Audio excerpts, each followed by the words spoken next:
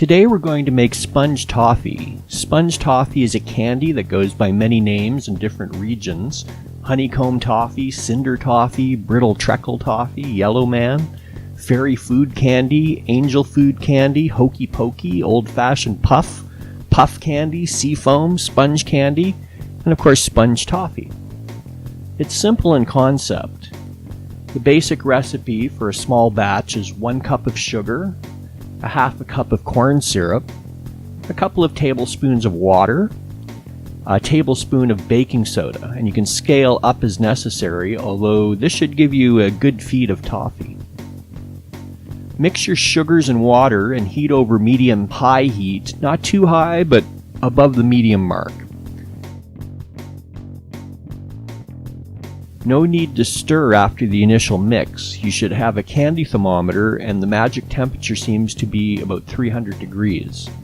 It will seem to take a long time to get to the 300 degrees, like maybe 15 minutes, and the temperature will seem to hang for quite a while, but watch it carefully. When the water evaporates, the temperature climbs rapidly, and you can go from 200 degrees to over 350 degrees fast and burn your sugar. It takes a while for it to get up to the correct temperature. Got medium heat, so it shouldn't burn. What temperature does it have to be? 300. The recipe Buddy gave me at the restaurant said 345, but honestly I thought his was a bit burned. So I'm worried that my thing isn't. But does it get hot?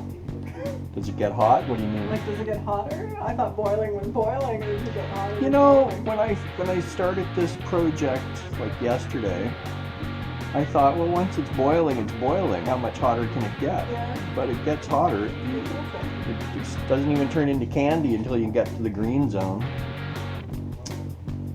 See those things at the bottom? Yeah. Ball, crack, right? Yeah. You know, hard candy, that's like hard cracked candy. It's been heated up to that temperature. For more of a soft, chewy taffy or something would be the lower temperature. Or maybe ball, soft ball. Going for hard crack, 300. Yeah.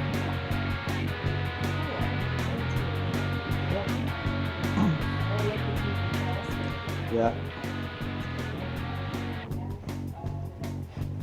Not burned. It says not to stir it. Yeah? Yeah.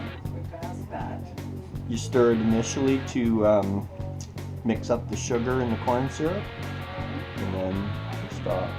Have your whisk and baking soda ready, and when you get to 300, turn off the temperature and whisk in the baking soda. It's ready. Camera's working? I hope so. I may have missed it last night. But, this is the fun part. Stir the pot at the same time over your baking sheet. You don't have to spread it out, just let the molten sugar do the job.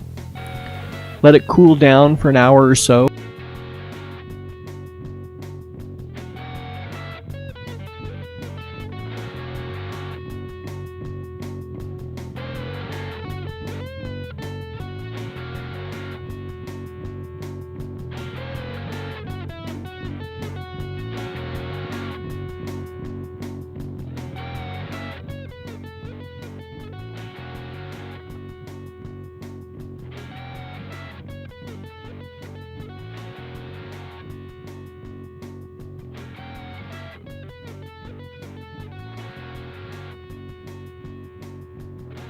We found the easiest way to get it into bite-sized pieces without crumbling was to hit it with a knife.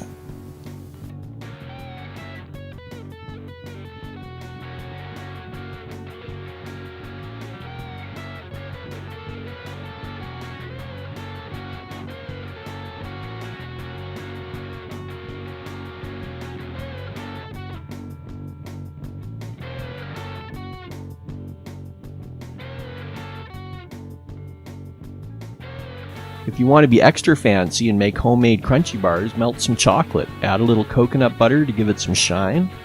This is much faster in the microwave, by the way. I discovered this in my second batch. What you want to do is heat the chocolate until it melts, either stovetop or in the microwave, but just until it melts. And then mix in about a third as much room temperature chocolate into the melted chocolate. And then let it cool down to about body temperature. This will temper the chocolate so it doesn't melt as easily in the hands. Enjoy!